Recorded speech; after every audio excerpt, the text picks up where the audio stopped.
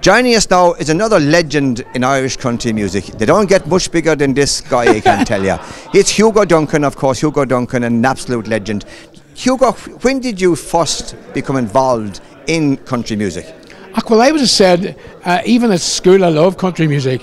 And my ma had always country music on in the house. RTE, Radio Ireland was on all the time. So I've been music all the way. But I got into the pub scene myself, and I bought a guitar and a wee amplifier and went out and started to sing. I knew 3-chord tricks, and I kept playing away at the 3-chord tricks.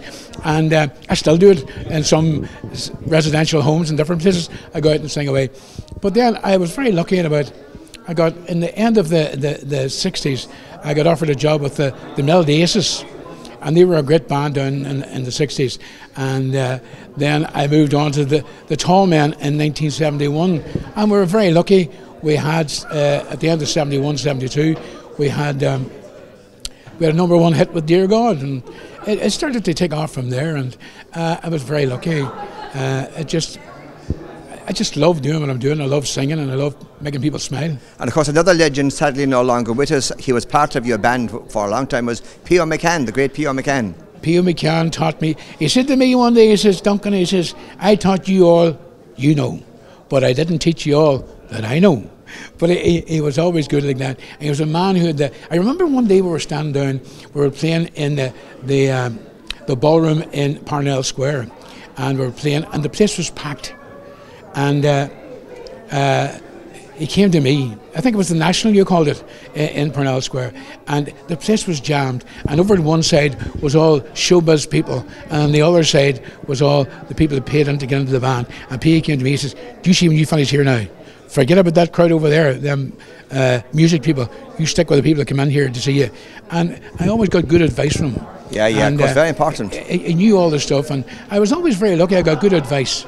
And of course, Hugo, you're now on BBC Radio Ulster, one of the best country music shows I suppose there is anywhere for the last number of years. And of course, you've given the break to many the good new singers starting off, and you continue to do it between 1:30 and 3 o'clock every day. Isn't that right?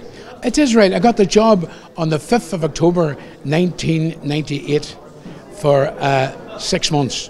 And don't tell anybody, I think they forgot about me, I'm still there yet. Well, I think that speaks for itself.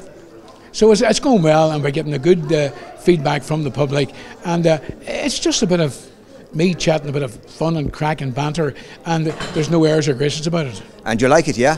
I love it. I love getting up in the morning, I love going in there. And then over COVID, they set up a studio at home. So I have a studio at home, and so some days I do it from the office at home. And it's great, and it's just lovely. And I have a whole drawer system behind me that I've got CDs in. So I always say, if somebody phones in looking for a CD, I said, hold on, I'm going back to jump into my drawers. Right. And you get the CD there. And tell me, how do people actually follow, or how can they follow Hugo Duncan? Well, we're on there. We've got the BBC Facebook, and we've got BBC Radio Ulster and BBC Radio Foyle. I got in both legs of the BBC in Northern Ireland, and it's very lucky. And we get an awful lot of listeners from all around the world, and we're very, very lucky about that. And the main thing is, I and the BBC at the moment, we're pushing away at a lot of local acts, and it's great because there's so many here. And Malcolm's done the same tonight. He's given so many people a chance, and there's people here, and they're hoping for the best. And some will get there, and some won't.